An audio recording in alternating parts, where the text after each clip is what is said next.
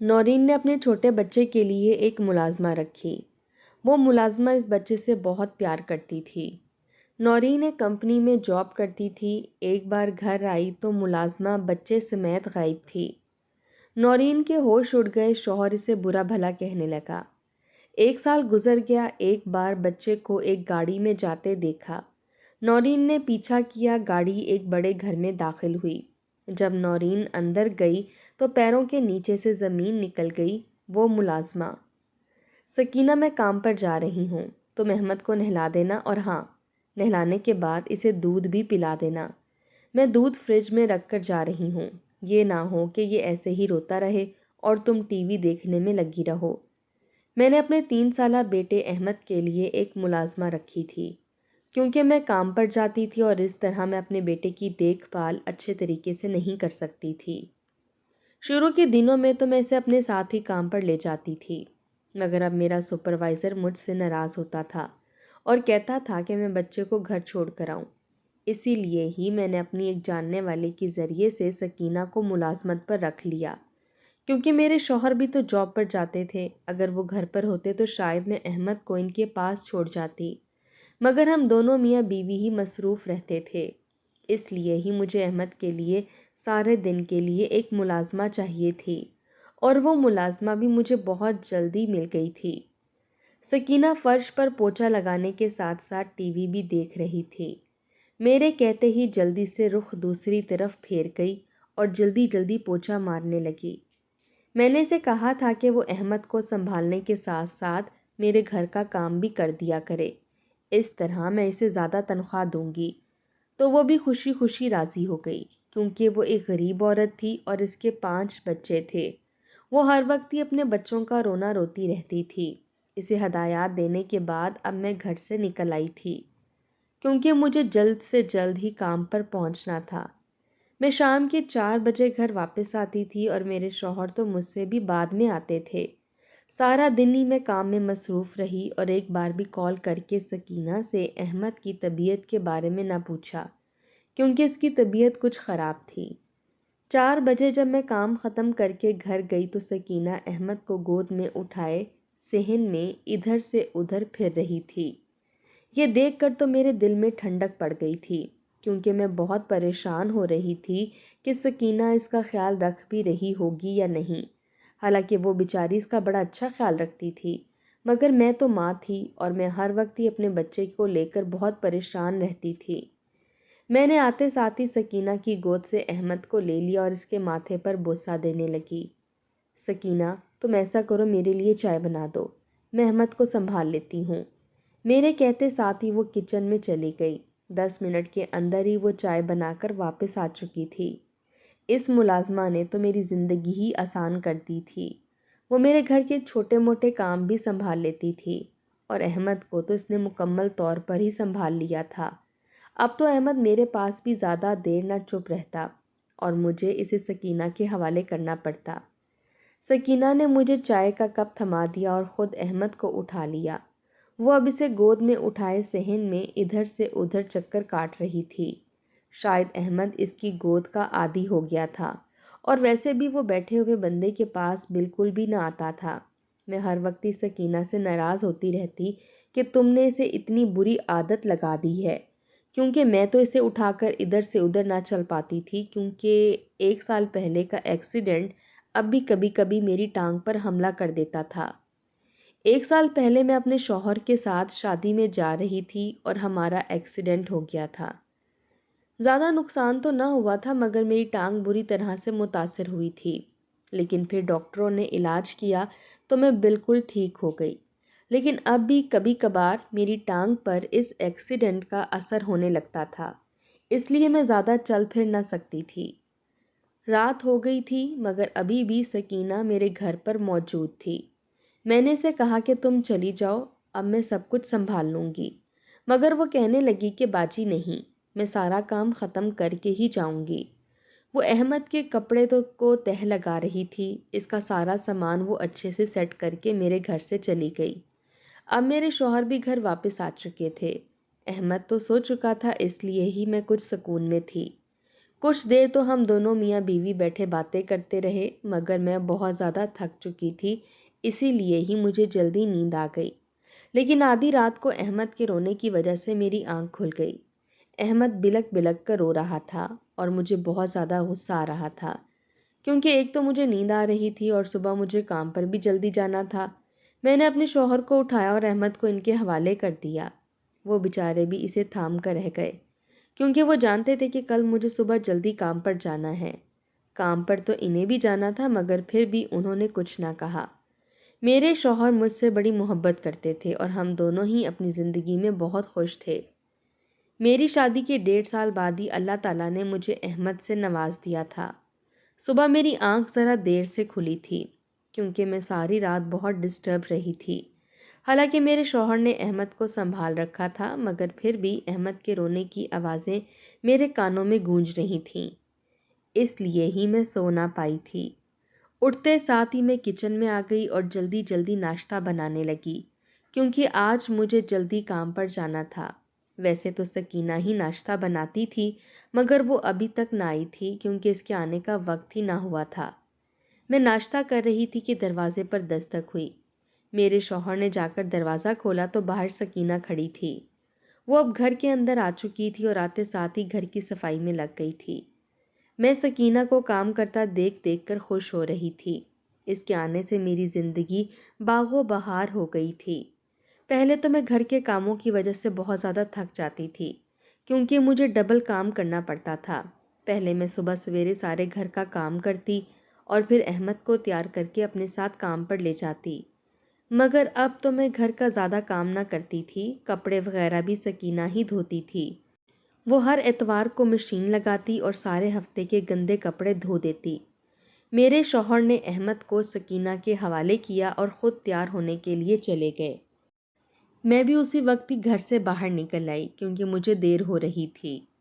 آج کا سارا دن ہی بڑی مصروفیت میں گزرا تھا، مگر میں خوش تھی کیونکہ آج ہفتے کا دن تھا اور کل اتوار۔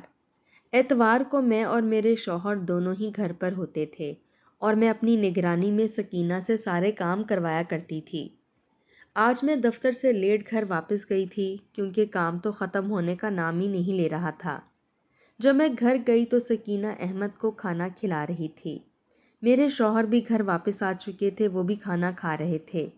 میں بھی ان کے ساتھ بیٹھ کر کھانا کھانے لگی۔ میں نے سکینہ سے کہا کہ وہ بھی کھانا کھا لے، آج اسے بہت دیر ہو گئی تھی، کیونکہ میں نے اسے کہہ دیا تھا کہ جب تک میں گھر واپس نہیں آتی وہ بھی گھر نہ جائے، ورنہ احمد رونا شروع کر دے گا۔ میرے کہنے کے باوجود وہ کھانا نہیں کھا رہی تھی، پھر میں نے اسے گھر بھیج دیا، کیونکہ رات بہت زیادہ ہو گئی تھی۔ اب وہ اپنے گھر جا چکی تھی اور احمد میری گود میں آ گیا تھا۔ وہ میری گود میں آتے ہی رونا شروع ہو گیا تھا، مگر سکینہ اب نہیں تھی، اس لیے ہی مجھے ہی اسے سنبھالنا تھا۔ میں اسے لے کر ادھر سے ادھر چلنا شروع ہو گئی تھی۔ جیسے ہی میں نے چلنا شروع کیا تو وہ بھی خاموش ہو گیا۔ وقت بڑی تیزی کے ساتھ گزرتا جا رہا تھا۔ اب سکینہ کو ہمارے گھر میں کام کرتے ہوئے تقریباً 1.5-2 ماہ ہو چکے تھے۔ وہ ایک اچھی خاتون تھی جس نے میرے پورے گھر کو سنبھال لیا تھا۔ آج بھی میں دفتر میں بہت زیادہ تھک گئی تھی، میرا سارا جسم درد سے چور ہو رہا تھا، اسی لیے ہی میں ذرا جلدی گھر واپس آ گئی تھی۔ مگر میں کب سے دروازہ بجا رہی تھی، اندر سے کوئی دروازہ ہی نہیں کھول رہا تھا۔ اچانک سے میں نے دروازے کو زور سے دھکا دیا تو وہ کھلتا چلا گیا۔ یہ دیکھ کر تو میں حیران رہ گئی، کیونکہ میں تو سمجھ رہی تھی کہ سکینہ نے اندر سے دروازہ بند کر رکھا ہوگا، مگر دروازہ تو کھلا تھا۔ مجھے بہت زیادہ غصہ آیا۔ میں نے سوچا کہ میں جاتے ساتھ ہی سکینہ سے بات کروں گی کہ اس نے دروازہ کھلا کیوں چھوڑا ہے، مگر جیسے ہی میں گھر میں داخل ہوئی تو میرے پیروں تلے سے زمین نکل گئی، کیونکہ نہ ہی وہاں پر سکینہ تھی اور نہ ہی احمد۔ احمد کی غیر موجودگی کی وجہ سے میری آنکھوں سے آنسو ابل ابل کر باہر نکل رہے تھے۔ مجھے ایسا لگ رہا تھا کہ جیسے کچھ بہت برا ہو گیا ہو۔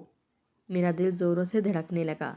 میں نے کانپتے ہاتھوں کے ساتھ اپنے پرس سے فون نکالا اور اپنے شوہر کو فون ملا دیا۔ میں نے ان سے بس اتنا ہی کہا تھا کہ خالد، آپ جلدی گھر واپس آ جائیں۔ میری آنکھوں سے آنسو نکل رہے تھے، میری آواز بھی رندھی ہوئی تھی۔ وہ بہت زیادہ پریشان ہو رہے تھے اور مجھ سے پوچھ بھی رہے تھے مگر میں نے فون بند کر کے ایک طرف پھینک دیا اور چہرہ ہاتھوں میں چھپا کر آنسو بہانے لگی۔ میں نے سارا گھر چھان مارا تھا مگر سکینہ کا کہیں نام و نشان نہ تھا۔ وہ چلی گئی تھی اور جاتے جاتے اپنے ساتھ احمد کو بھی لے گئی تھی۔ کچھ دیر کے اندر ہی دروازے پر دستک ہوئی۔ میں بھاگتی ہوئی دروازے پر آئی کیونکہ میں جانتی تھی کہ یہ میرے شوہر ہی ہوں گے۔ جیسے ہی میں نے دروازہ کھولا تو میں اپنے شوہر کے گلے سے لگ گئی۔ وہ حیران ہو رہے تھے کہ آخر مجھے ہوا کیا ہے۔ وہ مجھ سے پوچھ رہے تھے کہ نورین کیا ہوا ہے، مگر میں کچھ بھی بتا نہیں پا رہی تھی۔ میں ان کے گلے سے لگے بس آنسو بہائے جا رہی تھی۔ مگر پھر میں نے ہمت کر کے اپنے شوہر کو بتا دیا کہ سکینہ احمد کو لے کر کہیں چلی گئی ہے، تو وہ مجھ سے بہت زیادہ ناراض ہونے لگے کہ میں نے ہی ایک ملازمہ پر اتنا اعتبار کیا کہ اپنا بچہ اور اپنا گھر دونوں ہی سے سونپ دیے۔ مگر اب ہم کچھ نہیں کر سکتے تھے۔ میں نے ان سے کہا کہ ہم پولیس میں رپورٹ کروا دیں، حالانکہ وہ مجھ پر بہت زیادہ غصہ کر رہے تھے مگر میری بات سے وہ بھی اتفاق رکھتے تھے۔ ہم دونوں میاں بیوی اسی وقت ہی گھر سے باہر نکل آئے اور اپنے گھر کے قریبی تھانے میں رپورٹ درج کروا دی۔ پہلے تو پولیس والے ہماری رپورٹ درج ہی نہیں کر رہے تھے اور طرح طرح کی باتیں بنا رہے تھے، مگر پھر انہوں نے رپورٹ درج کر دی اور کہا کہ وہ احمد کو ڈھونڈ لیں گے۔ لیکن پھر بھی مجھے پولیس والوں کی باتوں سے تسلی نہ ہو رہی تھی۔ میری آنکھیں کسی آبشار کی طرح بہنے لگی تھیں۔ میرے شوہر گھر آ کر پھر مجھ سے غصہ کرنے لگے۔ وہ کہہ رہے تھے کہ میں نے ایک ملازمہ کو کیسے سارے گھر کا کنٹرول دے دیا، مگر میں ان کی بات نہ سن رہی تھی۔ میرے آنسو تھمنے کا نام نہیں لے رہے تھے۔ مجھے رہ رہ کر اپنا بچہ یاد آ رہا تھا۔ میں جلدی سے کمرے میں گئی اور اس کی تصویر اٹھا کر اپنے سینے سے لگا لی، جس میں وہ مسکراتا ہوا اپنے باپ کی گود میں بیٹھا ہوا تھا، اور اسے دیکھ کر میرا دل خون کے آنسو رونے لگا۔ مجھے ایسا لگ رہا تھا کہ وہ مجھے کبھی نہیں مل پائے گا۔ صبح سویرے ہم دونوں پولیس اسٹیشن گئے مگر پولیس والوں نے ہمیں یہ کہہ کر بھگا دیا کہ جب احمد کا کچھ پتہ چلے گا تو وہ ہمیں اطلاع دے دیں گے۔ میں اور میرے شوہر پریشان حال گھر واپس آ گئے۔ ہم آج دفتر بھی نہیں گئے تھے۔ ہمیں تو کوئی ہوش ہی نہ تھا۔ وقت بڑی تیزی کے ساتھ گزرتا جا رہا تھا مگر ابھی تک احمد کا کچھ اتا پتہ نہ تھا اور اسے گم ہوئے اب 3 ماہ ہو چکے تھے۔ میں نے تو احمد کے گم ہونے کے بعد ہی کام چھوڑ دیا تھا مگر میرے شوہر گھر کا خرچ چلانے کی وجہ سے اب بھی کام کر رہے تھے۔ میں سارا دن اپنے گھر میں بیٹھی آنسو بہاتی رہتی تھی۔ کبھی کبھی تو مجھے احمد کی ایسی عادت آتی کہ میرا دل چاہتا کہ میں خودکشی کر لوں، مگر میں حرام موت نہیں مرنا چاہتی تھی۔ میں ہر وقت ہی نماز میں احمد کے مل جانے کی دعائیں کرتی رہتی تھی مگر آج تک میری دعا قبول نہ ہوئی تھی۔ اب میرا دل نا امید ہونے لگا تھا۔ میری ساری دنیا ہی اجڑ گئی تھی۔ اب مجھے رہ رہ کر اپنی غلطی کا احساس ہو رہا تھا کہ میں کیسے کسی ملازمہ پر اتنا اعتبار کر سکتی تھی کہ میں نے اسے اپنا بچہ ہی سونپ دیا۔ میں اپنے کمرے میں بیٹھی موبائل پر احمد کی تصویر دیکھ کر آنسو بہا رہی تھی کہ اچانک سے کمرے کا دروازہ کھلا اور میرے شوہر اندر آتے دکھائی دیے۔ وہ بوجھل قدموں کے ساتھ چلتے ہوئے اندر آ رہے تھے، حالانکہ وہ اپنی زندگی پھر سے شروع کر چکے تھے مگر اب وہ پہلے جیسے نہ رہے تھے۔ وہ بالکل بھی ہنسی مذاق نہ کرتے اور دفتر سے واپس آنے کے بعد کمرے میں بیٹھ کر آنسو بہاتے رہتے تھے۔ حالانکہ وہ مرد تھے مگر بیٹے کی گمشدگی نے انہیں بھی توڑ کر رکھ دیا تھا۔ انہیں یوں اداس دیکھ کر میرا دل لرز گیا۔ میں جلدی سے کرسی سے اٹھی اور ان کے گلے سے لگ گئی۔ ہم دونوں میاں بیوی نہ جانے کتنی دیر پھوٹ پھوٹ کر روتے رہے۔ ہمیں ہمارا احمد بالکل بھی نہ بھولا تھا۔ ہر وقت مجھے ایسا لگتا تھا کہ وہ ابھی کہیں سے دوڑتا ہوا آئے گا، مگر یہ صرف میرے خیالات ہی تھے۔ اصل حقیقت تو بہت تلخ تھی اور اب ہمیں چھوڑ کر وہ جا چکا تھا۔ ان 3 ماہ میں ہم نے نہ جانے پولیس اسٹیشن کے کتنے چکر لگائے تھے مگر وہ تو ہماری کوئی بات ہی نہیں سنتے تھے۔ شاید وہ ہمارے کیس کی تحقیقات ہی نہیں کر رہے تھے۔ وقت گزرتا جا رہا تھا مگر ابھی تک احمد کا کچھ اتا پتہ نہ تھا۔ یہ ہمارے لیے بہت برا وقت تھا مگر یہ وقت بھی گزرتا جا رہا تھا کیونکہ وقت تو کسی کے لیے نہیں رکتا۔ آج اتوار کا دن تھا اور میرے شوہر بھی گھر پر تھے۔ وہ ضد کر رہے تھے کہ میں ان کے ساتھ بازار جاؤں کیونکہ میں پچھلے 1 سال سے گھر سے باہر نہیں نکلی تھی۔ اب احمد کو گئے ہوئے 1 سال ہو چکا تھا اور میں نے تو زندگی جینا ہی چھوڑ دی تھی۔ میں صرف زندگی گزار رہی تھی۔ میرا دل نہ چاہتا تھا کہ میں کہیں جاؤں یا کسی سے بات کروں، مگر احمد آج مجھے زبردستی باہر لے جانا چاہتے تھے۔ ان کی ضد کے آگے میں نے بھی گھٹنے ٹیک دیے اور تھوڑی دیر کے اندر ہی ہم گھر سے باہر نکل گئے۔ ہم اپنی گاڑی میں ہی مارکیٹ پہنچے تھے، اچانک سے میں نے شیشہ کھول کر باہر کا منظر دیکھا تو میری آنکھوں سے آنسو نکلنے لگے۔ ایک عورت اپنے 5 سالہ بچے کی انگلی پکڑ کر سڑک پر چلتی جا رہی تھی۔ اسے دیکھ کر مجھے اپنا احمد یاد آ گیا۔ اگر آج وہ ہمارے پاس ہوتا تو اس کی عمر 4 سال ہوتی، مگر وہ اب ہمارے پاس نہ تھا، اور یہی تو سب سے بڑا رونا تھا۔ ہم مارکیٹ پہنچے تو میرے شوہر کو ان کے دفتر سے فون آ گیا۔ وہ انہیں ارجنٹ طور پر دفتر بلا رہے تھے۔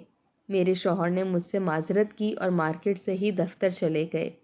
انہوں نے مجھ سے کہہ دیا کہ میں کیب لے کر گھر چلی جاؤں۔ میں نے بھی انہیں پریشان نہ کیا اور مارکیٹ سے باہر نکل آئی۔ اب میں سڑک پر کھڑی کیب کا انتظار کر رہی تھی۔ اچانک سے میری نظر ایک گاڑی پر بیٹھی ہوئی عورت پر گئی۔ وہ اور کوئی نہیں بلکہ سکینہ تھی، اور اس کی گود میں میرا احمد بھی تھا۔ میں نے اسے بہت آوازیں دی مگر سکینہ نے میری ایک آواز بھی نہ سنی۔ گاڑی بھاگتی جا رہی تھی۔ میں نے جلدی سے ایک کیب کو روکا اور اس میں بیٹھ گئی۔ میں نے اسے کہہ دیا کہ اس گاڑی کا پیچھا کرے تو کیب والے نے کیب سکینہ کی گاڑی کے پیچھے دوڑا دی۔ مجھے اس کا پیچھا کرتے کرتے ابھی 10 منٹ ہی ہوئے تھے کہ سکینہ کی گاڑی ایک بہت بڑے بنگلے کے اندر داخل ہو گئی۔ میں جلدی سے کیب سے اتری اور اس بنگلے کے دروازے پر پہنچ گئی، مگر دروازہ بند ہو چکا تھا۔ میں نے زور زور سے دروازہ بجانا شروع کیا تو چوکیدار نے فوراً سے دروازہ کھول دیا۔ وہ مجھ سے پوچھ رہا تھا کہ میں کون ہوں، مگر میں نے اس کی کسی بات کا جواب نہیں دیا اور تیز تیز قدموں کے ساتھ چلتی ہوئی اس بنگلے کے اندر پہنچ گئی۔ سکینہ اب گاڑی سے اتر کر احمد کو انگلی سے پکڑ کر بنگلے کے اندر لے جا رہی تھی۔ میں نے اسے پیچھے سے آواز دی تو وہ رک گئی۔ مجھے دیکھ کر اس کے چہرے کا رنگ زرد ہو گیا۔ میں دوڑتی ہوئی گئی اور اپنے احمد کے گلے لگ گئی۔ میری آنکھوں سے آنسو نکل رہے تھے۔ مجھے سکینہ پر بہت زیادہ غصہ آ رہا تھا، مگر میں یہ دیکھ کر بھی حیران تھی کہ آخر وہ اتنی امیر کیسے ہو سکتی ہے، اور یہ عالی شان بنگلہ آخر کس کا ہے۔ وہ شکل و صورت سے اس بنگلے کی مالکن لگ رہی تھی۔ اس نے بہت مہنگا سوٹ پہن رکھا تھا اور اس کے ہاتھ میں ایک برانڈڈ پرس اور موبائل بھی تھا۔ سکینہ، آخر میں نے تمہارا کیا بگاڑا تھا کہ تم نے میرے جگر کے ٹکڑے کو ہی مجھ سے جدا کر دیا؟ احمد کو سینے سے لگائے میں نم آنکھوں کے ساتھ اسے کہنے لگی تھی۔ میرا یہ کہنا تھا کہ اس کی آنکھوں سے بھی آنسو نکل آئے۔ وہ دونوں ہاتھ جوڑ کر میرے سامنے کھڑی ہو گئی۔ نورین باجی، مجھے معاف کر دیں۔ دراصل میں کوئی نوکرانی نہ تھی، بلکہ میری شادی کو پورے 5 سال ہو چکے تھے، مگر ابھی تک میری کوئی اولاد نہ تھی۔ اس لیے میں نے سوچا کہ میں کسی کا بچہ لے لیتی ہوں، اور اسی لیے ہی میں نے نوکرانی بننے کا فیصلہ کیا۔ مگر مجھے ایسا لگتا تھا کہ میں نے بہت بڑا گناہ کیا ہے، مگر میں احمد کو خود سے جدا نہ کر سکتی تھی۔ لیکن اب میں آپ سے معافی مانگتی ہوں، خدا کا واسطہ مجھے معاف کر دیں۔ وہ دونوں ہاتھ میرے سامنے جوڑے کھڑی تھی۔ اس کی کہانی سن کر مجھے ساری حقیقت سمجھ آ گئی، مگر اب میرا احمد مجھے مل چکا تھا، اس لیے میرا دل کچھ نرم ہو گیا تھا۔ میں نے اسے دل سے معاف کر دیا اور احمد کو لے کر اپنے گھر آ گئی۔ گھر آتے ساتھ ہی میں نے شوہر کو فون کیا تو وہ بھی گھر آ گئے۔ وہ بھی احمد کو دیکھ کر بہت خوش تھے۔ ہم اپنے احمد کو پورے 1 سال بعد دیکھ رہے تھے۔ وہ اب کچھ بڑا ہو چکا تھا، وقت بڑی تیزی کے ساتھ گزرتا جا رہا تھا۔ اب احمد کو گھر واپس آئے ہوئے 3 برس ہو چکے تھے اور اب اس کی عمر 7 سال تھی، مگر آج بھی میرے ذہن سے وہ واقعہ نہیں جاتا۔ اس دن کے بعد میں نے کسی بھی ملازمہ پر اعتبار نہ کیا اور خود ہی سارے گھر کا کام سنبھال لیا۔ میں نے جاب چھوڑ دی۔ اب میرے شوہر ہی کام کرتے تھے اور میں گھر میں رہ کر اپنے بچے کا خیال رکھتی تھی۔ مجھے زندگی کی بھر کے لیے ایک سبق مل چکا تھا کہ کسی پر بھی اعتبار نہیں کرنا چاہیے، اور میں ہر کسی کو ہی یہ صلاح دیتی ہوں کہ کوئی بھی میری طرح کسی غیر عورت پر اعتبار کر کے اسے اپنا گھر نہ سونپے، ورنہ اس کے ساتھ بھی وہی ہوگا جو میرے ساتھ ہوا تھا۔ اور میں ہر وقت ہی خدا کا شکر ادا کرتی رہتی ہوں، کیونکہ اگر خدا مجھے اس دن سکینہ سے نہ ملاتا تو شاید میں آج تک اپنے احمد سے دور ہوتی۔